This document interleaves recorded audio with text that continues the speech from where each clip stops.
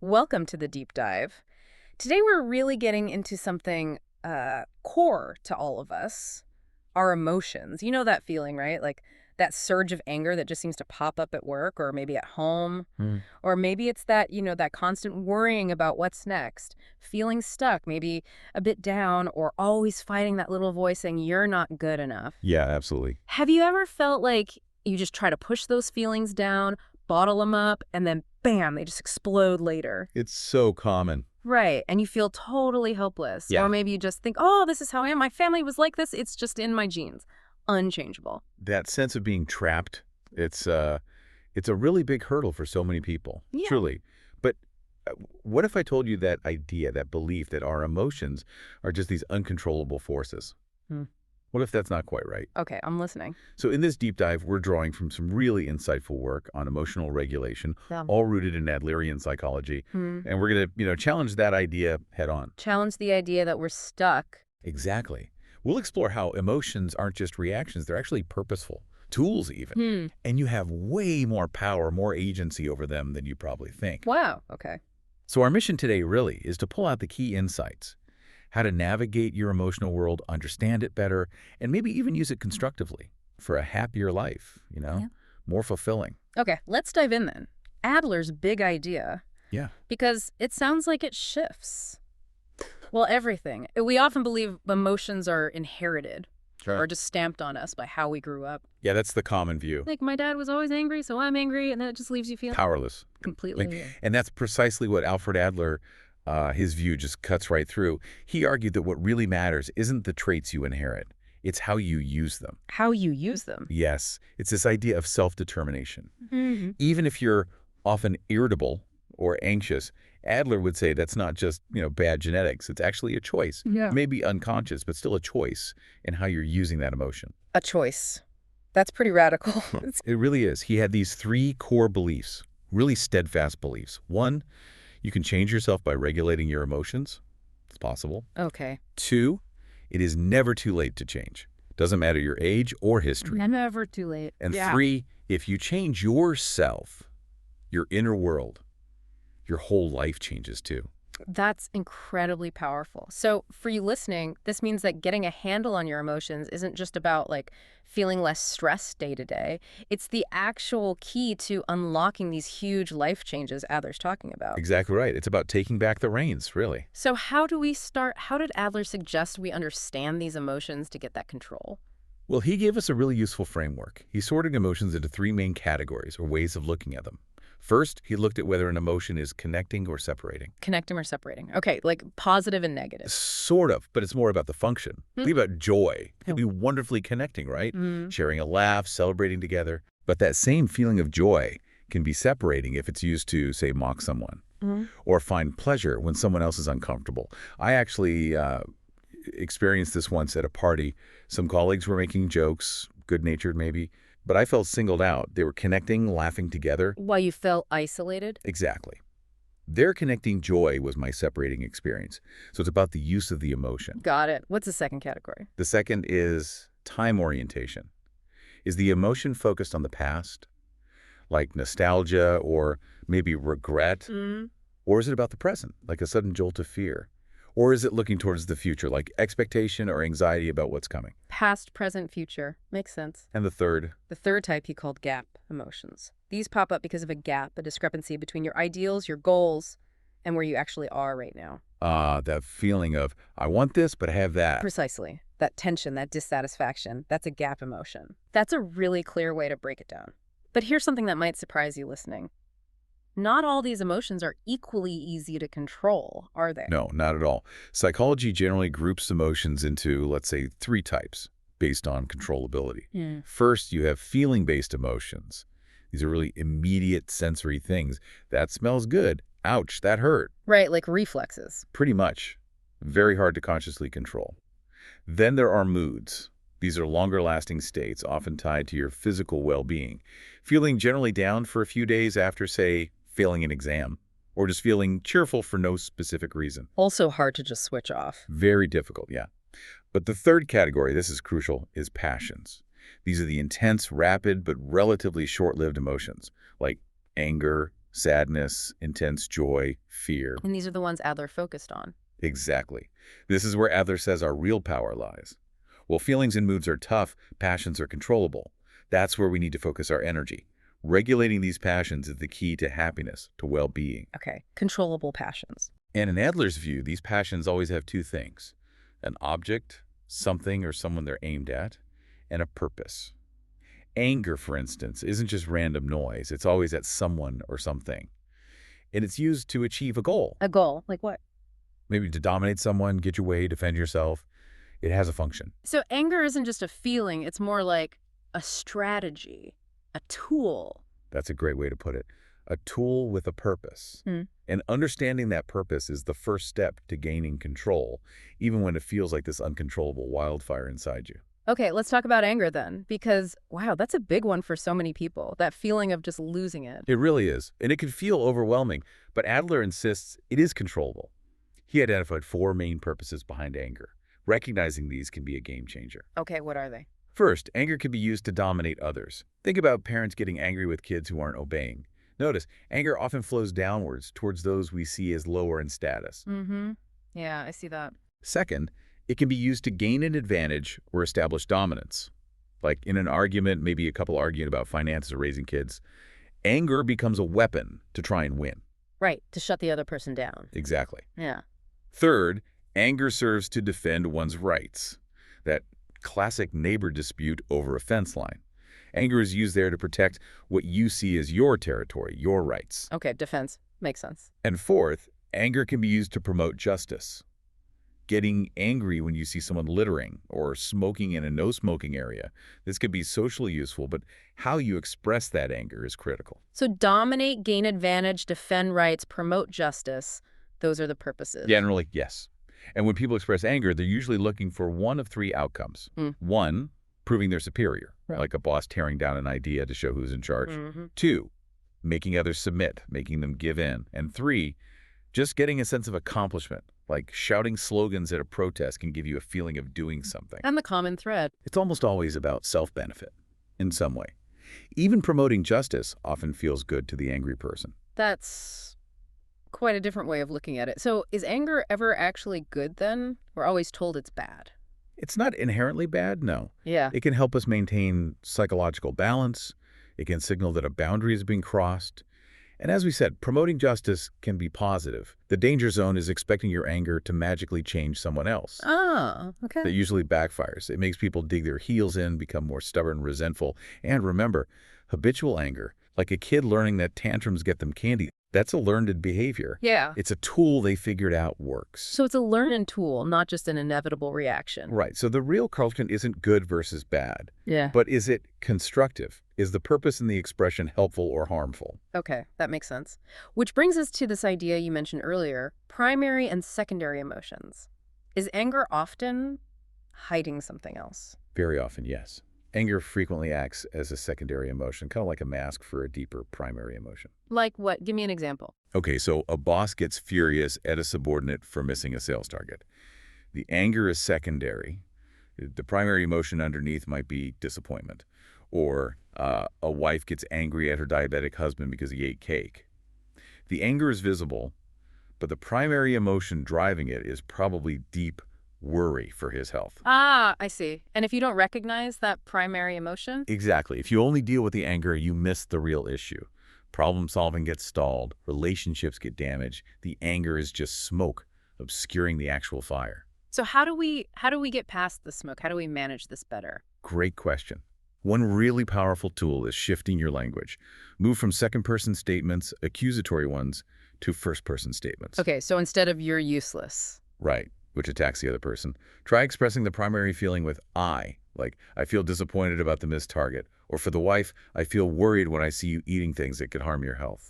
Focusing on your feeling, not their action. Yes. It expresses the real emotion, the worry, the disappointment. It opens the door for empathy, for actual conversation, instead of just escalating conflict. Even if you slip up, you can repair it. A boss could say later, look, I was harsh. My anger came from expecting more because I know you're capable. That validates the person while still addressing the issue. That's really practical. What else? Another key tool is the 50-50 rule for blame. Self-blame versus blaming others. Adlerian psychology suggests that depression can often be anger turned inward, too much self-blame. Right. The ideal healthy balance is aiming for roughly 50% self-blame, 50% other blame, or maybe circumstance blame. Take a writer whose book deal gets canceled because he missed the deadline. Maybe he initially feels 10% responsible and blames the publisher 90%. That fuels anger, breaks the relationship. Yeah. If he applied the 50-50 rule, he'd acknowledge, okay, I missed the deadline, that's on me. That significantly reduces the anger directed outward. It allows for reflection. Maybe try journaling about a situation, consciously assigning percentages to your role and external factors. It helps find that balance. Balancing blame. Interesting. What about when you need to correct someone, like a child or an employee? Instead of just getting angry? Instead of angry scolding, try gentle attention reminders. The goal isn't punishment, it's changing habits, promoting growth, motivating, without breaking trust. Okay, attention reminders. How do they work? Two main ways. One is highlighting the current issue, gently saying, what you're doing here is a bit different from how we discussed it. No accusation, just observation. Okay. The other is encouraging breaking the status quo. Something like, I really believe you can achieve more. I don't want you to settle at this level. It shows belief while pushing for growth. And these are best one-on-one? Almost always, yes. Group reminders can be tricky. They only really work if the situation meets specific criteria. It has to be genuinely educational for everyone. The person being reminded needs to be resilient enough to handle it publicly. You need high trust, and there must be good follow-up. Think of a coach calling out a player. Sometimes it's to motivate the whole team, but it relies heavily on that foundation of trust. Right, high stakes for group stuff. What else helps manage anger? Softening rigid beliefs. We often get angry because reality doesn't match our strict rules. People must cue properly. When someone cuts in line, rage erupts because that must is violated. Yeah, that drives me crazy. Me too sometimes. But try softening it. Instead of must, think ideally, or it's preferable. So ideally lines should be orderly, but sometimes they aren't. Accepting that flexibility helps manage the anger when reality isn't perfect. Okay, loosen the musts. Exactly. And this also links to saying no. If you're agreeing to things, like extra work, out of a desire to be liked, but it's making you secretly resentful or angry, then learning to say no constructively, if it won't seriously jeopardize your situation, is crucial. Maybe offer an alternative, but protect your boundaries. Don't let resentment build into anger. That takes courage, though. It does, especially if you're a people pleaser. And one final big shift. Move from a right versus wrong mindset to a constructive versus non-constructive one. Explain that. Okay, right versus wrong thinking fuels conflict. I'm right, you're wrong. Leads to fights, lawsuits, endless arguments, trying to prove who's correct. Yeah, digging trenches. Exactly. There's actually an old Chinese concept, anger without contention. It means basically feel the anger if you must, but don't get endlessly stuck in the fight. Adler aligns with this. Prolonged fighting just feeds the anger. So what's the alternative? Evaluate actions based on, is this constructive? Is it helpful for the community, which includes you, the other person, your work, your family? Or is it non-constructive, destructive even? This broader view helps you regulate the anger and choose actions that actually move things forward. Constructive versus non-constructive. That's a powerful lens. Okay, we've tackled anger. What about jealousy? That green-eyed monster wrecks relationships, eats people up inside. It really does. Jealousy is definitely a separating emotion. It typically pops up in a three-person situation. Person A fears losing the interest or affection of person B to person C. The classic triangle. The classic triangle, like T feels jealous watching M and U talk, even if there's no actual proof they're involved. There are four elements. The object is that third party you. There's a feeling of being unprotected or threatened. There's doubt about the person you're close to. And the purpose is to deter the rival, you, and protect what you feel is yours. Protect what's yours. Yeah, and Adler saw this as rooted in deep feelings of inferiority, a fear of losing what you think you possess. But here's the kicker, the really liberating part. Adler would say, there is no absolute possession. You don't own another person. Ooh, that's a tough one to swallow sometimes. It is. But if T could truly internalize that he doesn't possess M, the jealousy would start to lose its grip. So for you listening, grappling with that idea of no absolute possession could be key. And how does jealousy differ from, say, envy? They feel similar sometimes. Good question. They get mixed up a lot. Envy is usually a two-person thing. You envy your colleague's success. It can even have positive aspects like admiration. Wow, she's great. I want to learn from her. It can motivate you. Okay, envy is two-party, can be motivating. Right. Jealousy is three-party, almost always negative, and often involves a desire to undermine or harm the rival. If you're jealous of that successful colleague because, say, the boss seems to favor them, you might try to badmouth them or sabotage their work. Ah, much more destructive. Definitely. And here's the important part. Jealousy, like habitual anger, is a learned psychological tool. It's not innate. Think of kids vying for a parent's attention. They learn strategies, jealousy being one of them. If it's learned. It can be unlearned. You have to find the courage to let go of that non-constructive habit. So how do you do that? What are the steps if you're caught in jealousy? 3 key steps. First, admit it. Acknowledge you are feeling jealous. Stop blaming the other people involved. Own the feeling. Step 1, own it. Step 2, examine the doubts. What are you actually afraid of? Are your fears based on reality, or are they fantasies? T needs to find out if M and you are actually a thing, or if it's just his insecurity talking. Step 2, reality check. Step 3, take constructive action. Based on the reality check, what's the best path? Maybe it involves forgiving yourself and the other person. Maybe it's blessing them and focusing on repairing your primary relationship. Or sometimes the constructive action is graceful separation, maybe even a little ritual to mentally close that chapter and move on. Okay, admit, examine, act. That's helpful. But what if you're on the receiving end? What if someone's jealous of you? That can be really difficult, even scary. Absolutely. If you're the target of jealousy, here are 4 possible responses. 1, open communication. Try to talk directly, calmly address their likely delusions or misunderstandings. Sometimes clearing the air helps. Okay, try talking first. 2, if talking doesn't work or the behavior continues, maintain distance. You might need to create boundaries or even end the relationship to remove the soil where their jealousy is growing. Distance yourself. 3, for more serious conflicts, consider bringing in a third-party mediator. A neutral person can sometimes help facilitate understanding when direct communication fails. Mediation, okay. And 4th, if the jealousy escalates to harassment or stalking, absolutely resort to legal means. Protect yourself. Involve the authorities if necessary. Right, safety first. And what about just moving on from past relationships generally? When those feelings of jealousy or just possessiveness linger, you said you can't just delete the memories. Exactly. Think of your mind like a computer hard drive. You don't really delete old data, you overwrite it with new data. Overwrite it. Yeah. If you're stuck on feelings about an ex, the most effective Adlerian approach is often to focus on building a new positive connection, creating new memories. It could be a new romantic relationship or deepening friendships, engaging in new hobbies. Fill the space with new, good data, and the old data naturally fades in importance. Create new positive experiences. Okay. Now let's shift to another heavy hitter. Depression. It can feel like this suffocating blanket, sometimes triggered by seemingly small things. It can feel incredibly heavy, yes. But again, Adler offers a really surprising perspective on its purpose, which can totally change how you relate to it. A purpose for depression. Okay, what did he suggest? He saw 2 main potential purposes. First, depression can be a way of avoiding a problem. It's like declaring, I temporarily cannot cope with this challenge. Think of a child refusing school, or that classic Monday morning dread some office workers feel. The Saze-san syndrome you mentioned. Exactly, that feeling of just not wanting to face the week. Depression can serve as a temporary out. Okay, avoiding a problem. What's the second purpose? This one's more counterintuitive. Depression as a way to accumulate energy for the future.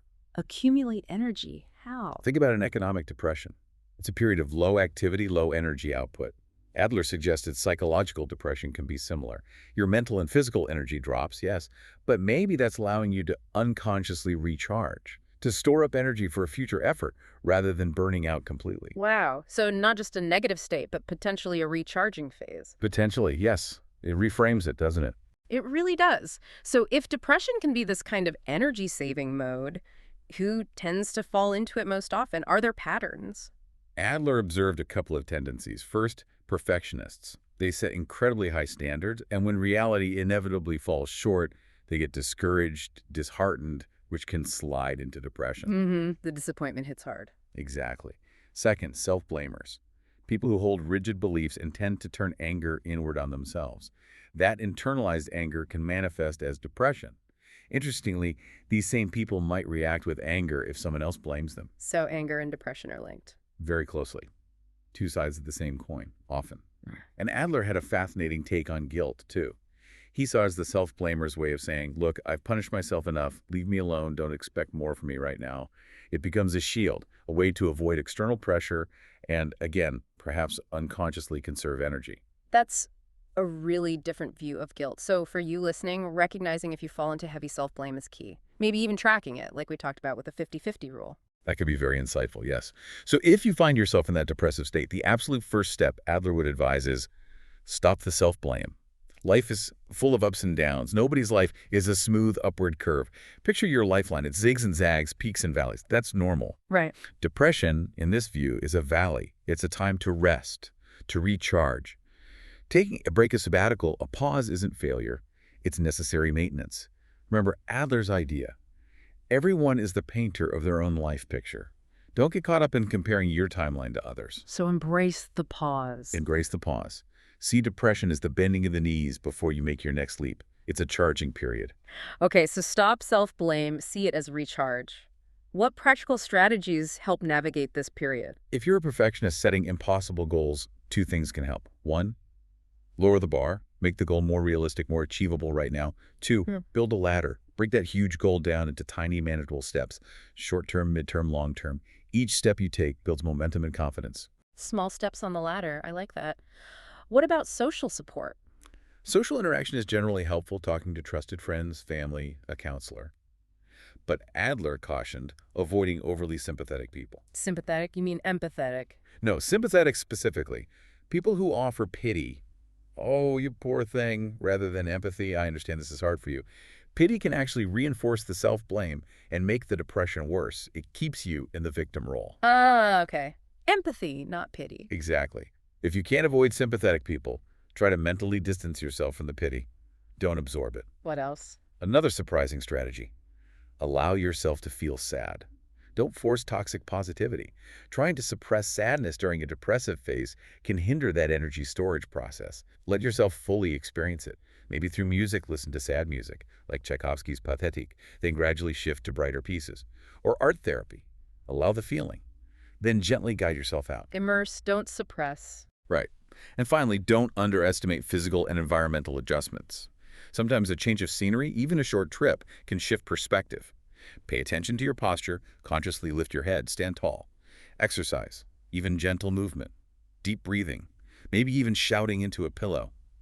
The mind and body are deeply connected. Depression affects the body, but the body can also influence the mind.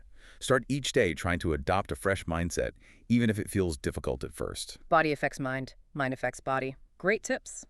Okay, we've covered anger, jealousy, depression. Now let's tackle one that feels almost foundational.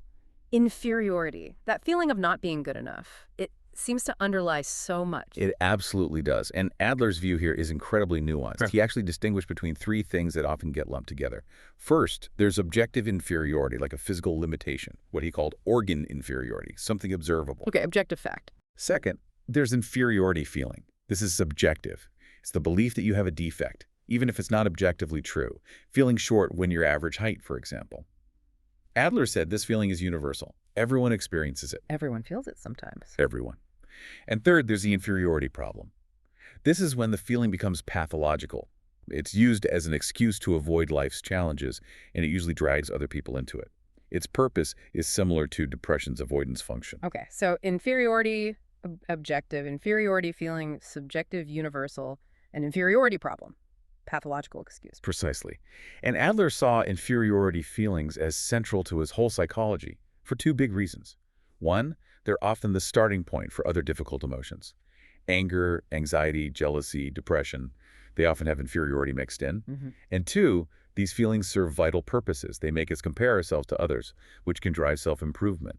And they create that tension between our goals and our reality, acting as a springboard that pushes us to strive, to grow. So the feeling itself isn't the enemy. Not at all. It's the fuel, potentially. Interesting. And Adler's student, Dreikers, he identified different types of these feelings, right? Yes, he outlined three broad types.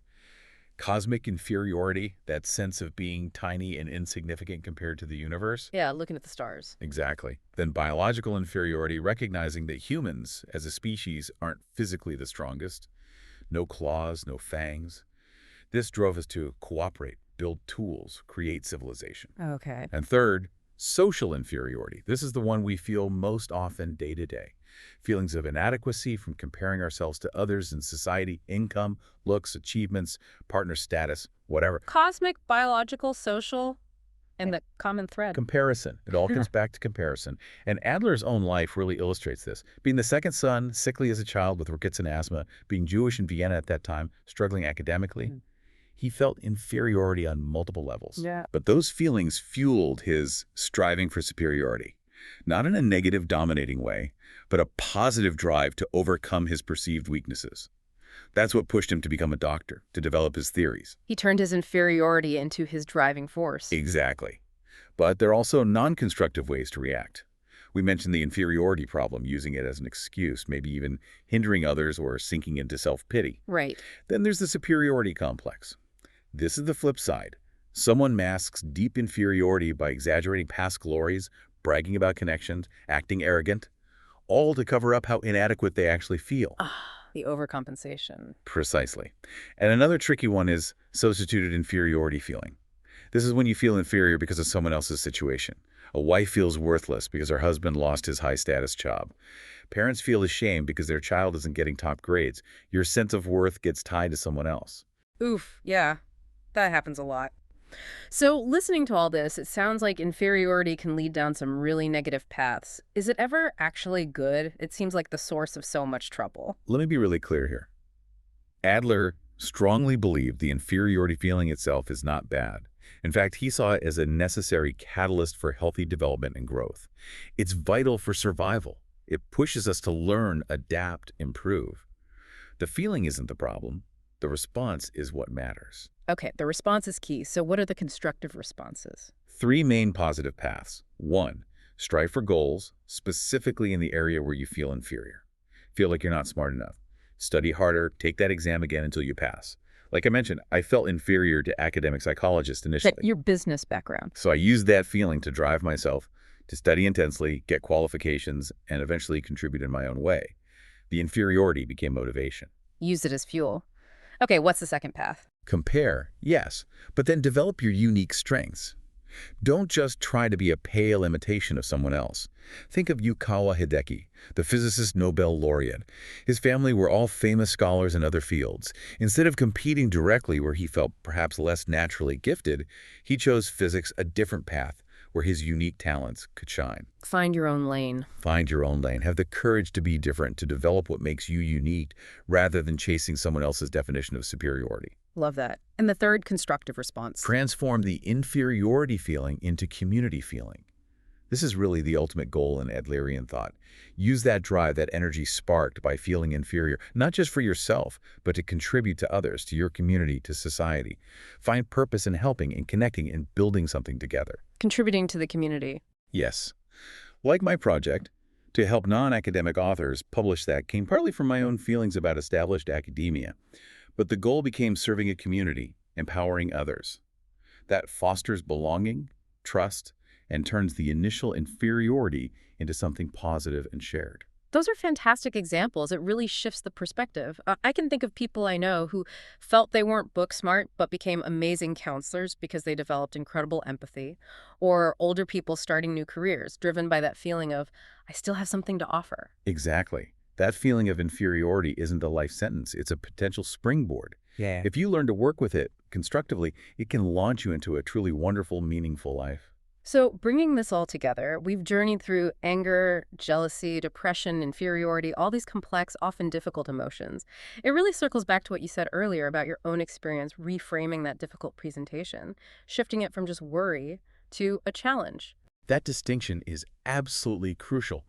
Emotions often bring us challenges, not just worries. Worry is unproductive. It spins in circles. Why me? What if? This is terrible. It keeps you stuck. Right. The hamster wheel of worry. Exactly. A challenge, however, demands a response. It activates our problem-solving mind. It makes us ask constructive questions. Okay, this is the situation. What can I do now? How can I approach this? How can I overcome this? It shifts us from passive victim to active agent. From worry to challenge, that's the shift. That is the fundamental shift Adler encourages. So the final thought for you listening might be this. Your emotions aren't these terrifying masters you have to suppress or fear, maybe. Maybe they're actually your loyal companions. Exactly. You can choose to befriend your emotions, learn to understand their messages, regulate their expression effectively, and use their energy as powerful allies. Allies to build better connections, navigate difficulties, and create a more fulfilling life. Transforming these emotional challenges into opportunities. That choice is always, always in your hands.